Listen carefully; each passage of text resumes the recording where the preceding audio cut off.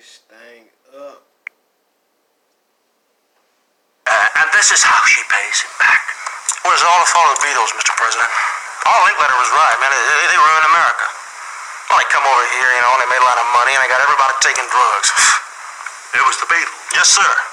Well, they had all the long hair and the funny accents, and people fell for that. Well, you know, the Kennedys fooled the people the same way. The hair, the accents, and the rest. I kept telling Jack Kennedy, it's pronounced Cuba, not Cuba. But maybe you're right. Maybe I should add the Beatles to my enemies list. You an enemies list, sir? No, of course not. I mean, I might consider such a list, but that would be wrong.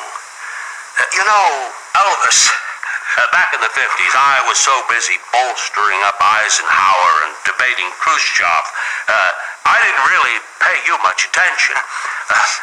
In fact, back then, I preferred Pat Boone and Bobby Darin and the like. Mac the Knife. Oh, man, that's a good song. Great song. Yeah. But I want you to know, I admire your staying power. You faded away, and you came back. It takes a great man to be able to do that. Well, thank you, sir. And I can say the same for you. Well, I don't quit. It's the Capricorn in me. You're a Capricorn? Me too. When's your birthday? January 8th. January 9th. No. Well, this is like, well, it's like our karma to me, you know? Well, whatever that means. You know, I do remember when the girls were younger, taking them to see one of your movies. You played two parts. You looked like yourself, and then sometimes you wore a blonde wig. Oh, yeah, that was Kissing Cousins. Yeah, that was a real dramatic challenge for me, you know, to play two different roles. Well, it looked very tricky. Singing songs with yourself. You know, sometimes late at night, when nobody's listening, I like to sit down at the old 88 keys and play some tunes. Oh, yeah? So do I. Really? Yeah. Well, I'm not very good, but I play loud. You know, there was a song I used to sing to Pat, Mrs. Nixon. Well, it was before your time. You probably don't know it. My wild Irish rose, the sweetest flower that grows. Do you know it? You may search everywhere, but none can compare with my wild Irish rose. My wild Irish rose, the sweetest flower that grows. You may search everywhere, but none can compare with my wild Irish rose. What I think I'm hearing? Yes, sir, I believe you are. Yes, there were times. Yes, there were times. I'm sure you knew. I'm sure you knew. When I bit off more than I could chew. But through it all. When there was doubt. When there was I ate it off and spit it out. I faced it all. And I stood tall. And did it my way. Mistakes, I've made a few, but then again, too few to mention. All right. You know, Elvis, I'll bet it's fun to be you.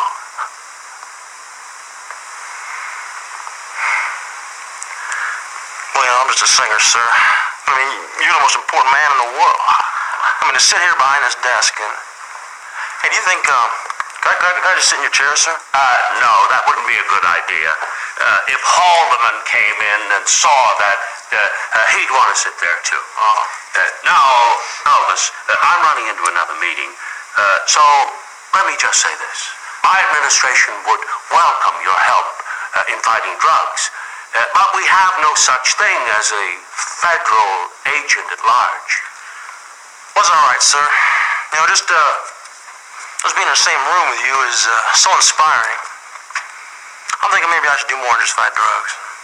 Or maybe I should just quit entertainment and go into politics. Well, like Governor Reagan. And maybe become governor of Tennessee. And who knows, one day, run for president myself. With all my fans, I'll bet I could win. Now, Elvis, I know we're both here for the same reason. We both love America. We are America. But Elvis, you've reached something few mortals on this planet will ever know. You transcend politics. You're loved by billions of people worldwide. But you risk that love in politics. You have to make the tough decisions, and that makes people angry. They start to hate you. They protest outside your window. Those bastards in the liberal media ridicule you on a daily basis. You want to be able to crush them like mosquitoes on a windshield. But fortunately, we have a Bill of Rights, so you do nothing. Now, after a lifetime of being loved by all your fans, do you really want to expose yourself to all of that? Well, no, you don't. You can help your country and your president by remaining who you are, the king of rock and roll, an example of the good side of a drug-free America, and help by joining the president's war on drugs. Well, sir, yeah, I guess maybe you're right. But if I'm going to truly help the country with this drug problem, I do need one thing from you. Anything, name it. I need to be named a real federal marshal for drug enforcement, sir, with a real badge now. Okay, not any of that honorary business. Absolutely. In fact, I think it's a swell idea. When the children of America see that Elvis Presley is sanctioned to fight drugs, well, they'll think twice about turning off themselves. Well, thank you very much, sir. I'm going to do a lot of good work with this. Well, just be sure you don't lose your credibility. Sir, this is the proudest day of my life. I wish my mom was alive to see this. Being here in the White House with the President of the United States appointing me a U.S. Marshal. Thank you, sir. Let's take some photos. What can you say? What really goes on inside the White House is absolutely terrifying. Rosemary, would you send in Ollie? Well, sir, would you take a minute to also be my bodyguards? Oh, of course. Rosemary, the bodyguards too. Let's pose over here by the flag. Oh, okay.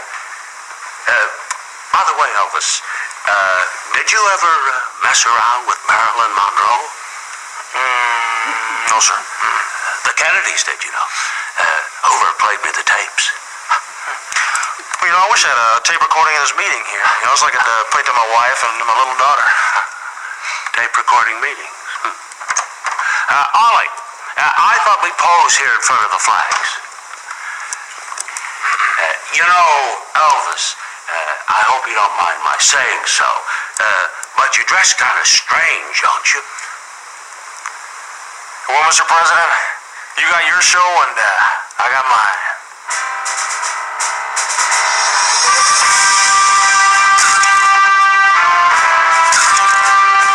Elvis got his badge, Nixon got his photo, and neither man made any use of either one.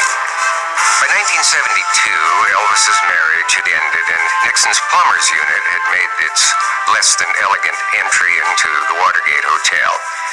And thus began personal plummets for both men, from which neither fully recovered. In the end, Richard Nixon had once again risen like a phoenix, to be hailed as an elder statesman. If you live long enough, you see everything. I miss him. I wish he were still here. I wish he was still playing Las Vegas. Does that mean I'd have to rethink my act? Whatever else you think of him, just ask yourself, how different would America and the 20th century have been had we been denied the presence of Richard Nixon and of Elvis Presley? Oh, and as befits the president and the king, that famous photograph of them together is the single most requested item at the Nixon Library at Yorba Linda. Hail, hail, rock and roll.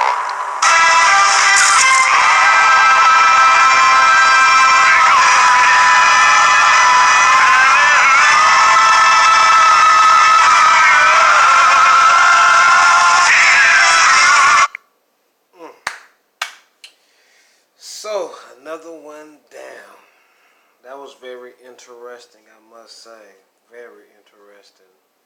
So, I hope you enjoyed. Like, comment, and you already know. This is how we're doing it.